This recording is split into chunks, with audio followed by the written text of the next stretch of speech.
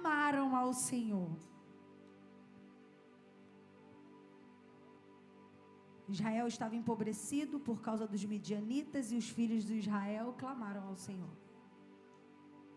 Eles ficaram grandemente empobrecidos por causa dos midianitas e os filhos de Israel clamaram ao Senhor.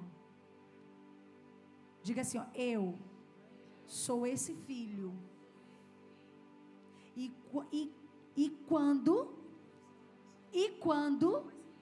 eu for atacado, eu não vou recuar, eu vou clamar ao Senhor.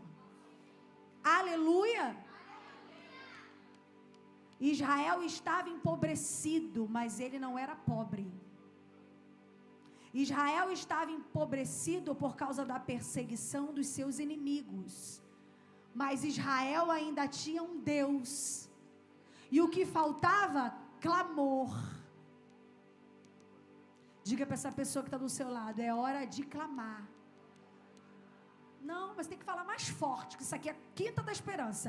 É hora de clamar. Aleluia. Não é para murmurar, não é para dizer que vai retroceder. Que palhaçada é essa? Que infantilidade espiritual é essa? Está no meio de uma guerra e quer recuar, quer ser atropelado, quer morrer? É para clamar, porque Deus ouve quem clama, Deus ouve quem abre a boca para liberar clamores nos ares. Deus já te tirou do império das trevas e te trouxe para uma maravilhosa luz. Aleluia! Então não viva como se não tivesse um Deus. Não viva como se fosse pagão como antes. Não viva como se estivesse no mundo e nas trevas, porque você tem um Deus todo poderoso. Israel ficou grandemente empobrecido por causa dos midianitas, e os filhos de Israel clamaram ao Senhor. Os filhos de Israel clamaram ao Senhor. Por que quando a gente está num processo muito intenso de guerra, a gente quer ficar calado, já viu? A gente fica com cara de guerra, feio, feia, cara de acabou. A mente, parece que a boca foi transportada para a mente. Porque o que a mente fala aqui, ó, na tua cabeça, e a boca de verdade, que libera a palavra de decreto, que pode abrir as leis do Senhor e liberar, está escrito, eu libero sobre a minha vida, está escrito, eu libero sobre esse lugar. Aí você fica quieto. Israel ficou grandemente empobrecido por causa dos midianitas, e os filhos de Israel clamaram ao Senhor. Mas a pergunta é: você verdadeiramente tem um Senhor? Você vive como se tivesse um Senhor para prestar contas de atos, atitudes, pensamentos, decisões? Ele é o teu Senhor, porque nessa noite Ele está te convidando para colocar Ele de volta no lugar que é dele. Versículo 7, sucedeu que quando os filhos de Israel clamaram ao Senhor por causa dos midianitas, diga para essa pessoa que está do seu lado assim, sempre vai ter que ter um midianita na tua vida para você clamar ao Senhor. Você quer um midianita colado no teu cangote para você clamar ao Senhor? Se tiver paz na tua casa, você para de clamar ao Senhor? Seu relacionamento com Jesus só acontece por causa dos midianitas, porque foi o que aconteceu aqui. E enquanto eles clamavam ao Senhor por causa dos midianitas, versículo 8, o Senhor enviou um profeta aos filhos de Israel, que lhes disse: assim diz o Senhor Deus de Israel, eu Aí, aprenda uma coisa com Deus. Deus é um Deus de agenda, é um Deus de diário, é um Deus de memória, é um Deus de crônicas. Ele é um Deus que guarda todos os feitos dele e os seus. Você precisa guardar aquilo que o Senhor faz na tua vida. Você precisa lembrar, não só para você, mas para a geração que você está formando, o que Deus faz. E ele começa dizendo: assim te diz o Senhor, eu vos fiz subir do Egito e vos retirei da casa da servidão, e vos libertei da mão dos egípcios e da mão de todos os que vos oprimiam, e os expulsei de diante de vós, e vos dei a sua terra. E eu vos disse: eu sou o Senhor vosso Deus, não temais os deuses dos amorreus, em cuja terra habitais. Vós, porém, não obedecestes a minha voz. Depois de tudo que eu fiz por você, Letícia, você não obedeceu a minha voz. Depois de eu ter te dado o que eu te dei, Carol, você não obedeceu a minha voz. Mas olha que Deus de amor. Versículo 11: e veio ali um anjo do Senhor e se assentou debaixo de um carvalho que ficava em Ofra, que pertencia a Joás, e o seu filho Gideão debulhava trigo no lagar para escondê-lo dos midianitas. Lagar não era lugar de trigo, era lugar de uva. Só que Gideão vai malhar lá para ninguém roubá-lo. Deus vai levantar uma geração que não para de produzir. Quando as guerras forem intensas, eles darão um jeito de produzir. Deus vai levantar uma geração que frutifica, mesmo diante de perseguições, de guerras, mesmo diante da pobreza, da escassez. Era assim que Israel estava. E quando o povo clama, Deus libera a profecia. Deus vai procurar um juiz e um libertador. Para Gideão, ele era pobre, abandonado, esquecido, passava necessidade. Mas para Deus, ele era um juiz. Deus precisava de um juiz, Gabi. Puxou na lupa lá de cima, achou Gideão aonde? Malhando trigo no lagar. E não na cama chorando porque a vitória não chegou. E não em casa vendo Netflix, porque hoje você não está afim. Gideão estava dando um jeito de frutificar. Gideão estava dando um jeito de produzir. Gideão sabia que precisava se alimentar. E ele continuou produzindo. Ele fazia isso para se esconder dos midianitas. Versículo 12: o anjo do Senhor lhe apareceu e lhe disse: o Senhor está contigo, homem poderoso e valente. Que isso? Um cenário de pobreza, escassez, dificuldade, abandono, necessidade. Mas e o céu via como? Poderoso e valente. Como é que você está se vendo hoje? Tudo bem. Mas o que você está fazendo diante daquilo que você vê? O que as pessoas dizem que você é? Mas o que você faz com aquilo que dizem que você é? Poderoso e valente. Olha a resposta de Gideão. Gideão estava agitado com aquela história. Que isso? Passando dificuldade e vem falar que eu sou poderoso e valente. Que isso? Que linguagem é essa que eu desconheço? A linguagem do céu é diferente da terra. A ótica de Deus é diferente da ótica do homem. Aquilo que você vê como pobreza, Deus vê como preparo. Aquilo que você vê como dificuldade, Deus vê como treinamento. Sabe o que eu falo com o Senhor com as minhas dificuldades? Não importa. Você está me botando para passar por isso? Mas eu quero minha autoridade. Porque depois disso tem uma autoridade para ser liberada e eu quero a minha autoridade depois dessa guerra. Por quê? Porque você é alguém que tem propósito. Você não pode viver por aí como alguém que só trabalha, paga suas contas e come. Não. Você é eterno.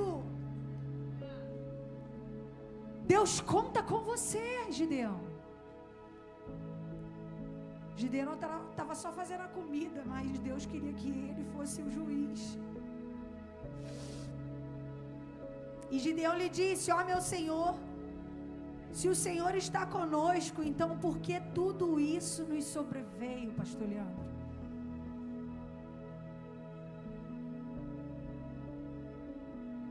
Se o Senhor está, não é minha palavra não, está aqui escrito. Se o Senhor está conosco, por que nos sobreveio toda essa calamidade? O anjo veio para entregar. E Gideão questiona: e onde estão todos os milagres os quais os nossos pais nos contaram, dizendo: o Senhor não nos fez subir do Egito? Agora, porém, o Senhor nos abandonou e nos entregou nas mãos dos midianitas. Eu falei isso para alguém aqui. A Viva Brasil está passando por esse processo porque tem uma geração sendo batizada nesse processo. Eu conheço Deus. Deus já me livrou de muitas. Mas vocês precisam conhecê-lo. E vai conhecer no meio do amassar, das perseguições, das dificuldades. Versículo 14: e o Senhor olhou para ele e disse: Deus não dá nem ouvido para o teu lamento infantil. Não dá. E ele disse: vai neste poder e tu salvarás Israel da mão dos midianitas. Não te enviei eu? Para você é um processo doído, mas para Deus é um envio. Você foi enviado. Deus enviou você para libertar. A Viva Brasil, Deus enviou você para libertar. A Viva Brasil não é um cenário de escassez. Deus está levantando uma igreja libertadora. E o Senhor está dizendo para nós nessa noite: poderosa e valente. Poderosa e valente. Se o Senhor está conosco, por que isso tudo nos sobreveio? Ele está dizendo: poderosa e valente. Porque Deus não vê como o homem vê. Se o Senhor está conosco, Brenda, por que isso me sobreveio? Poderosa e valente. Quanto mais questionamento, mais motivação. Ah, mas vai nessa tua força. Ah, mas vai nessa força, porque eu sou contigo, eu não te enviei. Ah, mas porque minha mãe, meu pai, meu irmão, minha avó. Poderoso e valente. Ah, mas eu não tenho. Poderoso e valente. E ele continua. E ele lhe disse: ó meu Senhor. Gente, olha só, é um anjo, tá? Ele está diante de um anjo. E o anjo está falando em nome de Deus com ele. E ele estava triste, né? Cansado da guerra. Decepcionado, talvez. E ele diz: ó meu Senhor, com que salvarei Israel? Eis que a minha família é pobre em Manassés. Olha o que o futuro juiz está dizendo. A minha família é pobre em Manassés, e eu sou o menor na casa do meu pai. Ou seja, eu não tenho condição nenhuma. Isso que o Senhor está falando para mim são só palavras. Mas o que você precisa é de uma palavra. Porque Deus não precisa de coisas, Ele só precisa liberar a palavra. Porque Deus manda no céu, na terra, debaixo da terra, você já sabe. E o Senhor lhe disse: certamente estarei contigo e tu ferirás os midianitas como um homem. Sabe o que é isso? É todo um exército cair de uma vez. Pá! Pensa assim, ó. Pensa uma quantidade enorme de homens, sei lá, 1 milhão. Então, você vai destruir como se fosse um. E ele lhe disse, vamos lá. Ele fez todo o checklist. Bateu ali, confirmou, testificação, né? Assim que tu fica, Senhor, é de Deus mesmo. Me dá um sinal assim. Me dá um sinal assado. Me dá isso. E ele fez todo esse processo. No versículo 17 ele diz: e ele lhe disse: se agora tenho achado graça aos teus olhos, então mostra-me um sinal de que tu falas comigo. Porque assim, queridos, Gideão já estava no fundo do poço. Ele já tinha sofrido tudo. O que ele precisava? De uma oportunidade para guerrear de forma justa. E quem faz você guerrear de forma justa é a presença de Deus. Você tem a presença de Deus? Então se levanta hoje e guerreia de forma justa. Tira os argumentos infantis e luta, porque Deus está contigo. E ele pede um sinal e ele diz: olha, não parta daqui, rogo-te que eu venha a ti e traga o meu presente. Porque aquilo que a gente tem ensinado para vocês, mas vocês vai romper. Vai romper. Ele recebe a visita do anjo, recebe a profecia. E ele fala: não, eu preciso trazer um presente. Porque diante de Deus não tem como só você receber. Alguém que é nascido do Espírito entende que não dá só para receber, você tem que dar. Você fica desesperado para dar, desesperado para participar. Não tem como alguém cheio do Espírito Santo querer consumir somente o que Deus tem para dar. Ele quer dar algo, ele quer dar algo, ele quer dar, sabe? E ele diz: olha, espera, não sai daqui, porque eu vou pegar o meu presente e o coloquei diante de ti. E ele disse: aguardarei até que tu retornes. E Gideão entrou, preparou um cabrito. Às vezes era a última coisa que ele tinha para comer. Olha o nível da oferta, do altar que ele preparou. E Gideão entrou e preparou um cabrito, bolos ázimos de 1 efa de farinha, pôs a carne em um cesto. E ele pôs o caldo em uma panela e trouxe para fora debaixo do carvalho e o apresentou. E o anjo de Deus lhe disse: toma a carne e o bolo e coloca sobre a rocha e derrama o caldo. E assim ele fez. Então o anjo do Senhor estendeu a ponta da vara que estava na sua mão e tocou a carne, o bolo, e subiu fogo. Isso é uma oferta recebida. Subiu fogo da rocha e consumiu a carne e os bolos ázimos. Então o anjo do Senhor retirou-se da sua vista. O sinal que Gideão pediu para Deus envolvia uma oferta. Você entende que enquanto nós não destravarmos essa mentalidade miserável de não querer dar muitas coisas, nós não vamos viver. Porque esse tipo de entrega, esse tipo de chamado, esse tipo de, sabe, movimentação que Deus está fazendo para Gideão é coisa de príncipe. E não é príncipe sobre o dinheiro, é príncipe aqui, ó. Gideão tinha um coração de príncipe. Gideão tinha uma mente de príncipe. Ele só não tinha dinheiro, mas ele sabia ofertar.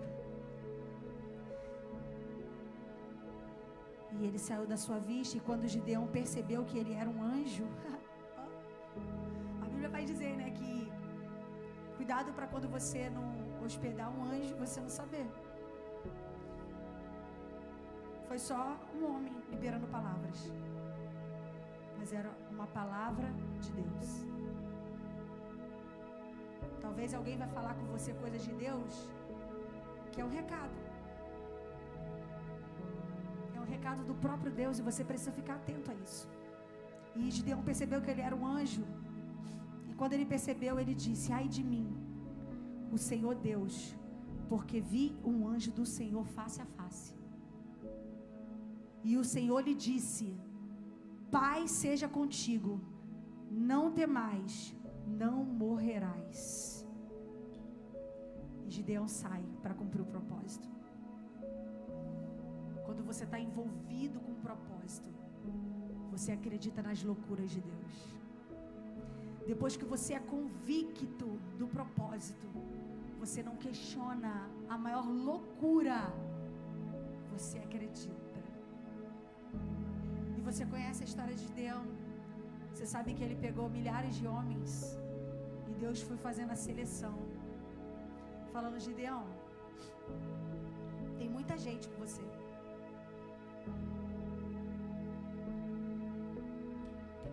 Tem muita gente com você. Faz o seguinte, dá um grito assim, ó. Quem tiver com medo, pode ir para casa. A maioria do exército foi embora. Gideão queria que eles ficassem. Mas Deus olhou o coração e falou: tem muita gente. Porque a vitória no nome de Jesus, a vitória no nome do Senhor Yahvé, ela não tem nada a ver com quantidade. Ela tem a ver com o coração. Então, para a glória ser de Deus, Deus precisava de um grupo, poderia ser menor, mas que tivesse o coração alinhado, que tivesse o coração lealdade, que fosse leal a Gideão, porque a Bíblia vai dizer que eles clamavam em nome do Senhor, e no nome de Gideão falava pelo Senhor, por Gideão. Aí hoje a igreja está sendo tão alvejada que até para você honrar a liderança tá difícil, porque no meio de todo esse cenário de igrejas também existem os lobos. Mas você que é um estudante da palavra, você não tem que ficar assustado com os lobos, tá escrito. Você tem que procurar quem são os Gideões e servir com toda a tua intensidade. E Deus olha para aquele grupo: Gideão, ainda tem muita gente com você.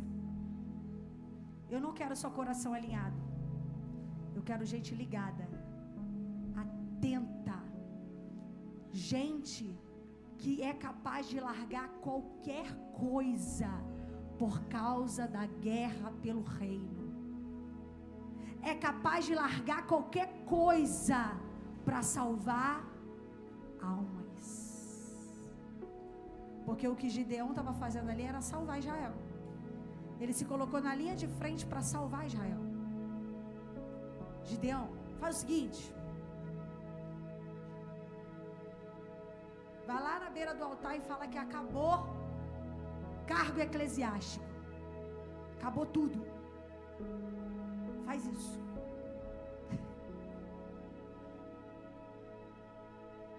Vamos ver quem vai ficar. Gideão, agora, você acha que Gideão queria, Letícia? Gideão é homem. Gideão olha para a quantidade. Gideão precisa. Aí, posso contar contigo? Posso. Aí Deus estava do lado de dentro. Mentira, pode não, meu filho. Aí Gideão, caramba, tem milhares de homens. Aí Deus, tem não. Pede para eles beber água igual o cachorro. Que história é essa, palhaçada? Já me candidatei para a guerra, eu ainda vou ter que beber água igual cachorro, que loucura é essa? Quantos beberam? Gente, que loucura é essa? Que loucura é essa? É esse Deus que você serve. Deus de loucuras. Deus de sobrenatural. O que é sobrenatural? Isso aqui é sobrenatural. Agora eu andar daqui até você por aqui. Sobrenatural. 300 homens encarar os midianitas, que eram milhares. Só que já tinha sido liberada uma palavra. E a palavra foi: Gideão. A palavra não foi assim, você vai enfrentar esse número X de homens. Deus não trabalha assim. Deus trabalha com, vai acontecer isso. Eu não quero saber quantidade, eu quero saber valor. Deus não trabalha com isso. Deus trabalha com uma palavra liberada. Ele disse: olha, você vai ferir esse exército como se fosse um homem. Aí tu imagina Gideão olhando aqui, milhares de homens, e cantando: o medo não vai me parar. Milhares de homens, e a palavra liberada: eu vou ferir só como se fosse um. Não, mas são milhares, eu vou ferir como se fosse um. Não, mas são milhares, eu vou ferir como se fosse um. São milhares, eu estou contigo. Não enviei você, vai nessa tua força. Homem valoroso, homem valoroso, homem valoroso. Mas são milhares, homem valoroso, homem valoroso, homem valoroso. Mas ainda são 260 mil. Deus não trabalha com número, nem com óbvio, senão não precisava dele. Quando Deus te levar para cumprir algo impossível, Ele está querendo te dar autoridade. Ainda falta 260 mil. Deus prometeu que ia dar, Deus prometeu que ia dar, Deus prometeu. O que falta? Liberar a palavra. E não ficar oprimido com aquilo que é aparente. Os gritos gigantes que se apresentam sobre a sua vida, sobre a sua casa, sobre a igreja de Deus. E com 300 homens, Jefferson, ele foi cumprir o propósito. Deus disse para ele: você vai libertar Israel. Como? Se a minha família é pobre? Só olhava para a condição, né? Como se além da minha família ser pobre, eu sou o menor? Como se Deus disse que fez tudo isso e olha o mal que nos sobreveio. Como? Eu fico imaginando Deus dando risada, né? Não pode cair um fio do cabelo sem a permissão. Não pode. Não pode acabar se Ele não liberar o fim, Jaque. Ele não liberou, acabou teu tempo de vida, então pode ter arma na cabeça, pode comer chumbinho, pode ser atropelado, pode ser abandonado, esquecido, jogado da ponte. Se não tem o sim, se não tem o fim de Deus, não vai acontecer. Quem manda no fim dos filhos é o Pai. Ele que manda. Então eu quero orar nessa noite pelos Gideões que o Senhor está chamando nessa noite para acreditar na palavra liberada e não na circunstância, para acreditar nas loucuras de Deus, para compreender sobre o dar, para compreender que na oferta tem sinais de que Deus está contigo, para tirar de você o sentimento de inferioridade, que você não vai conseguir, que você é o menor. Porque quem te chamou, quem te comprou, quem te lavou, foi Deus. Ninguém pode tocar naqueles que estão guardados em Deus. Quem é o louco para invadir o braço forte do Senhor? Eu quero orar pelos Gideões, e eu quero orar por aqueles que querem entregar a vida para Jesus nessa noite, por aqueles que ouviram essa palavra, sentiram essa presença, e no seu interior o Espírito está dizendo: eu te quero, eu te convoco, eu te chamo, eu te escolho. Você não é o que você diz que é, você é o que eu vejo de lá. Você não é o pobre coitado, você é o valente e valoroso. Você não foi abandonado, você está em treinamento. Você está sendo forjado e capacitado para a unção de juiz, para a unção de libertador. A Bíblia diz que Gideão, ele virou o juiz de Israel. O pobre que frutificava no meio da perseguição, que não parou de produzir diante das ameaças, foi levantado a juiz de Israel.